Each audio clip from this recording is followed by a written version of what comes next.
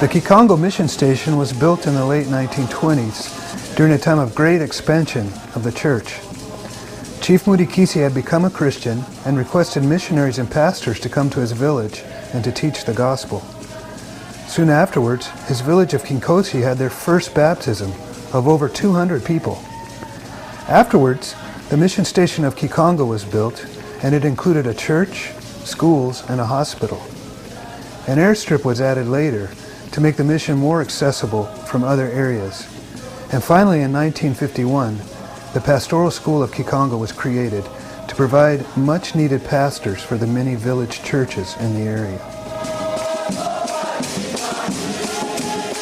Today, after more than 50 years, the Pastoral Institute of Kikongo still trains future pastors for village churches. Student pastors and their families come by foot or bicycle from villages sometimes as far as 200 miles away to study for 3 years at the Pastoral Institute.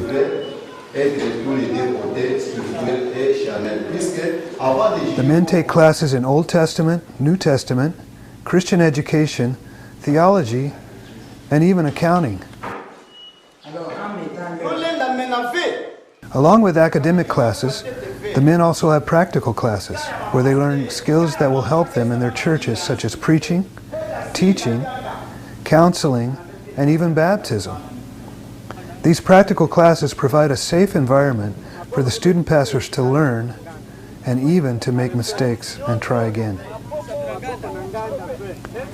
In addition to pastoring skills, the students also learn other skills that will help them support themselves in the villages after they graduate, such as carpentry, agriculture, and animal husbandry. The pastors' wives also attend classes for 3 years. And because they haven't had much education, most have to start with the basics, such as reading. By the time they complete their 3 years in Kikongo, they have their own Bible, they can read it, and they can teach other women in their villages. The women also learn sewing, how to keep their families healthy, and some agricultural skills. While their parents are in classes, the children are in daycare, where they receive nutritional supplements for their meager diets. After 3 years of study, the students graduate, and a traditional service is held at the Kikongo Missions Church. There's a long parade that includes the Kikongo pastors, the teachers, the students' wives, and finally the student pastors themselves. Each student receives a diploma that shows that they successfully graduated from the Pastoral Institute.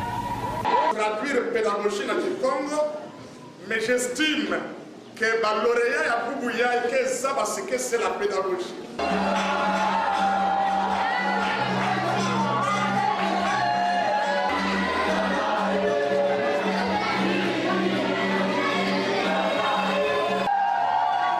As is custom in Congo, to celebrate graduation, the students are doused with powder.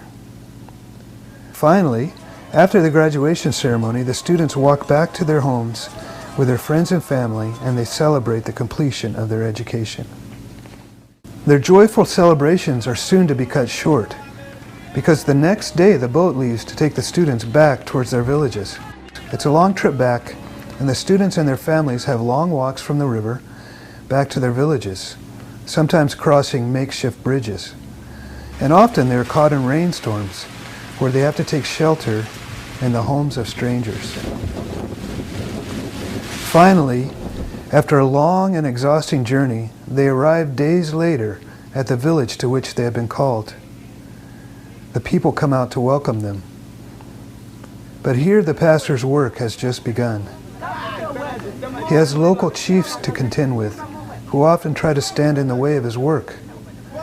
There's still traditional religion and animism in the villages, and normally the pastor has to start by dealing with these elders of the village.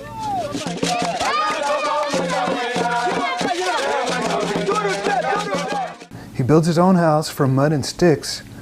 However, with a lot of hard work and some help from the Christians in the village, he's also able to build a church out of palm leaves and pews made out of logs, and he starts his church in the village.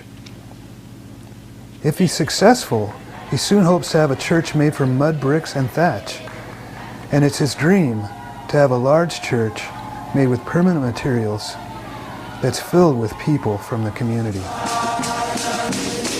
At the Pastors Institute of Kikongo, our goal is to train leaders and to prepare and equip them for their ministry in village churches.